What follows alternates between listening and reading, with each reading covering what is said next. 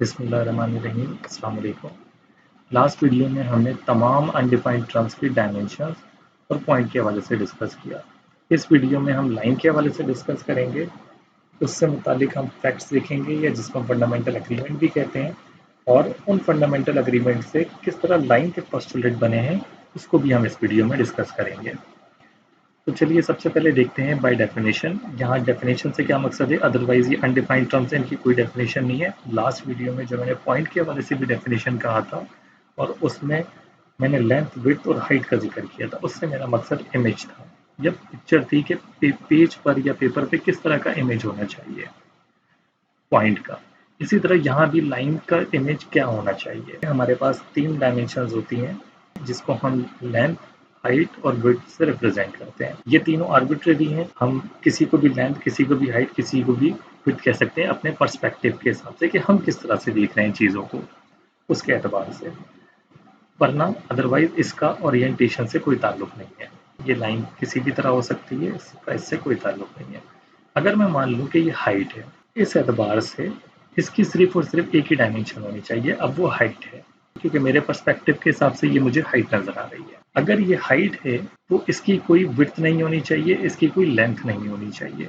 वैसे आपको ये थिक नज़र आ रही है, इसकी कुछ ना कुछ थिकनेस है, लेकिन इमेज के एतबार से भी जितना हम इसको थिन बना सकते हैं उतना ही अच्छा इमेज होगा लाइन का। वही सेम एग्जांपल पॉइंट के हवाले से जो हमने दी थी, क्योंकि हमने काम करना है इसलिए हमें थिकनेस बनानी होगी ताकि हम चीज़ों को बेहतर समझ सकें। हमारे पास इमेज के हवाले से डिस्कशन होगी। नेक्स्ट हम डायमेंशन के हवाले से डिस्कस करते हैं लाइन की। लाइन 1 डायमेंशन ऑब्जेक्ट है, इसमें हम फॉरवर्ड और बैकवर्ड जा सकते हैं। ऐसा नहीं है कि हम फॉरवर्ड जा रहे हैं तो एक डायमेंशन है, बैकवर्ड भी आप आ रहे हैं तो दूसरी डायमेंशन। ये 1 डायमेंशनल ऑब्जेक्ट है क्योंकि इसका जो पाथ है वो एक ही है, इसका जो रास्ता है, इसका जो पाथ है वो एक है। उसी में हम बैकवर्ड भी जा रहे हैं, उसी में हम फॉरवर्ड भी जा रहे हैं, तो इसलिए ये 1 डायमेंशन ऑब्जेक्ट है। थर्ड जो प्रॉपर्टी हम देखते हैं लाइन की वो ये है कि ये अनबाउंडेड है।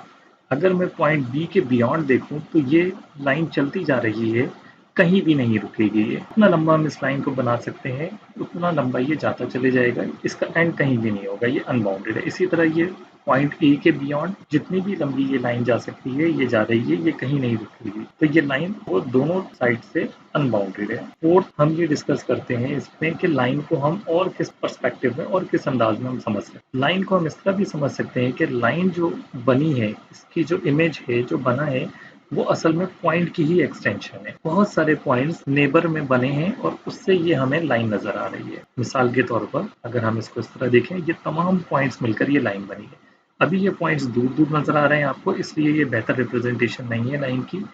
अगर हम इन पॉइंट्स को क्लोज कर दें, ये करीब आ जाएं, तो इट मीन्स कि ये आपको बेहतर लाइन की रिप्रेजेंटेशन नजर आएगी। इसे देखते हैं, अब ये आपको बेहतर लाइन की रिप्रेजेंटेशन नजर आएगी। और हम क्लोज कर दें तो ये एक लाइन की तरह नजर आएगी। आपने इसमें नहीं जाना कि पॉइंट्स ये गोल हैं और लाइन हमें स्ट्रेट नजर आती है, इस तरह नहीं है। पॉइंट का कोई गोल शेप नहीं होती है, ये हमने अपने समझने के लिए बनाई हुई है। पॉइंट की कोई गोल शेप नहीं है। एक ऐसा ऑब्जेक्ट है जिस लेंथ, विड्थ और हाइट कोई भी नहीं है पॉइंट की, और ना ये कोई गोल शेप है ना स्क्वायर शेप है।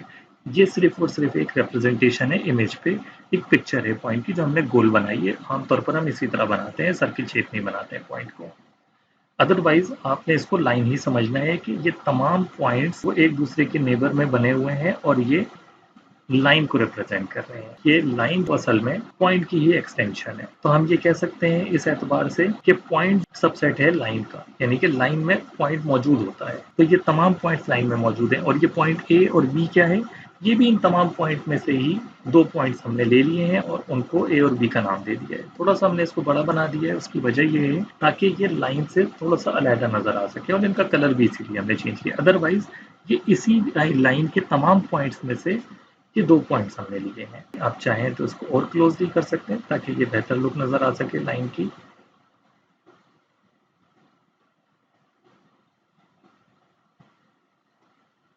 तो ये चौथा व्यू हो गया हमारा लाइन को देखने का। तो अब तक हमने देखा कि इमेज के हवाले से सबसे पहले कि लाइन की अगर हमने हाइट के एतबार से बनाया है तो कोई उसकी विड्थ नहीं होगी, कोई उसकी लेंथ नहीं होगी। इसी तरह डायमेंशन हमने देखी कि अगर हम अप डाउन जा रहे हैं तो एक ही पाथ है, उसी पे हम अप भी जा रहे हैं, उसी पे हम डाउन भी जा रहे हैं, तो ये वन डायमेंशन हो गई। तीसरा हमने देखा कि कोई बाउंड्री नहीं होती लाइन की अपवर्ड और डाउनवर्ड। चौथा पॉइंट हमने देखा लाइन है वो असल में बहुत सारे नेबरिंग पॉइंट्स को हमने साथ साथ लिख दिया है, बहुत सारे पॉइंट्स को एक दूसरे के नेबर में बना दिया है, तो हमें ये लाइन नजर आ रही है। अब हम बात करते हैं इसके कुछ करेक्टरिस्टिक के हवाले से, कुछ अहम फैक्ट्स के हवाले से, जो पोस्टुलेट का भी हिस्सा है कि लाइन को हमें रिप्रेजेंट करने के लिए कम से कम 2 पॉइंट्स चाहिए। मिसाल के तौर पर अगर मैं इस पॉइंट को, पॉइंट बी को यहाँ से हटा देता हूँ लाइन से, और मैं आपसे कहूँ कि लाइन बनाएं, मैं आपसे कहूँ कि आप लाइन बनाएं, मैंने इस पॉइंट को हटा दिया, तो आप किस तरह लाइन बनाएंगे? इस पॉइंट ए से एक पॉइंट से गुजरेगी लाइन। मिसाल के तौर पर मैं बनाता हूँ,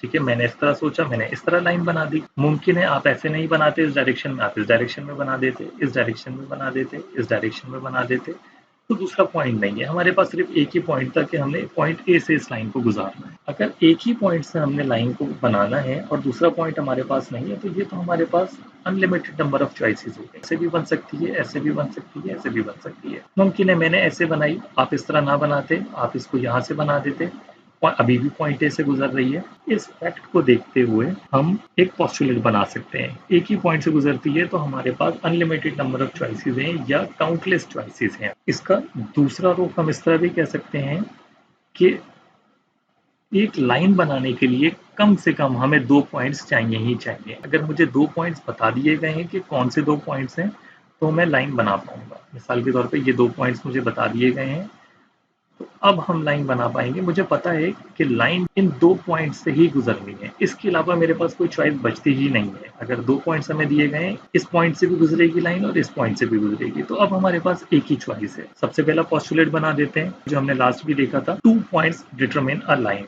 ये 2 पॉइंट जो एक लाइन को डिटरमिन करते हैं, और अगर एक पॉइंट है तो लाइन बनाने के लिए हमारे पास काउंटलेस चॉइसेस हैं। ये हमारा पोस्टुलेट है। पोस्टुलेट नंबर 1 क्या है? One and only one line passes through 2 distinct points. इससे क्या मकसद है? सिर्फ और सिर्फ एक ही लाइन पास हो सकती है 2 डिस्टिंक्ट पॉइंट से। डिस्टिंक्ट का क्या मतलब होता है? अलग-अलग, दूर-दूर होना, एक ही जगह नहीं होने चाहिए, कोइंसिडेंट पॉइंट्स नहीं होने चाहिए। अगर कोई और लाइन भी इसके ऊपर आ जाती है, ओवरलैप कर जाती है सेम लोकेशन पे, तो कोइंसिडेंट लाइन होगी, वो हम आने वाली वीडियो में देखेंगे कोइंसिडेंट लाइन को भी। तो उस केस में क्या होगा, तब भी वो लाइन, जैसे कोइंसिडेंट पॉइंट में क्या था, 2 पॉइंट कोइंसाइड कर जाते हैं, तो वो दोनों पॉइंट्स को हम सेम ही मानते हैं, इक्वल करके लिख देते हैं। इसी तरह अगर 2 लाइन कोइंसाइड कर जाती हैं, कोइंसिडेंट लाइन हो जाती है, तो हम दोनों लाइंस को सेम मानते हैं, तो वो अलग-अलग लाइनें नहीं होगी। अगर वो दोनों अलग लाइनें नहीं होंगी कोइंसिडेंट लाइन, हम उनको एक ही मान लेंगे। हम ये कह सकते हैं कि एक ही लाइन सिर्फ पास हो सकती है 2 पॉइंट से। अगर दूसरी लाइन आएगी तो वो भी वही लाइन मानी जाएगी, पहले वाली लाइन। एक ही पॉइंट हमें दिया गया हो, countless line can pass through a point. एक पॉइंट से काउंटलेस लाइन पास हो सकती है। ये हम देखते हैं किस तरह से, ये तमाम लाइंस, तो बहुत सारी लाइंस आप बना सकते हैं एक ही पॉइंट से। तो इस तरह इन करेक्टरिस्टिक फंडामेंटल एग्रीमेंट्स या फैक्ट्स को देखते हुए हमने 2 पोस्टुलेट बना लिए हैं। ये हमारा अनडिफाइंड टर्म है लाइन, और इससे हमने क्या किए, इनकी करेक्टरिस्टिक देखी और इनसे हमने 2 पोस्टुलेट बना लिए। हम देखते हैं कि लाइन को किस तरह हम रिप्रेजेंट करते हैं। इस तरह हम पॉइंट को कैपिटल लेटर से रिप्रेजेंट करते हैं। हम लाइन को किस तरह रिप्रेजेंट करेंगे,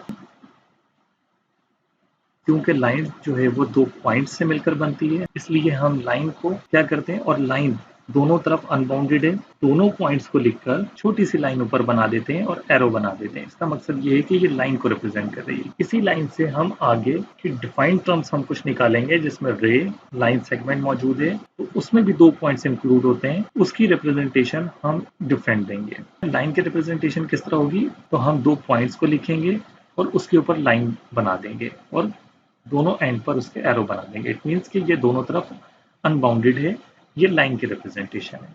अच्छा, एक और रिप्रेजेंटेशन भी होती है लाइन की। लाइन को हम स्मॉल लेटर से भी रिप्रेजेंट करते हैं। इस लाइन को सिर्फ और सिर्फ स्मॉल एल लिख दें, पी लिख दें, एम लिख दें, तो हम इस तरह भी रिप्रेजेंट कर लेते हैं लाइन को। तो ये दोनों तरीके जो सूटेबल हो नेमिंग के लिए, हम दोनों तरीकों को लिख सकते हैं। दोनों तरीके हमारे पास मौजूद हैं।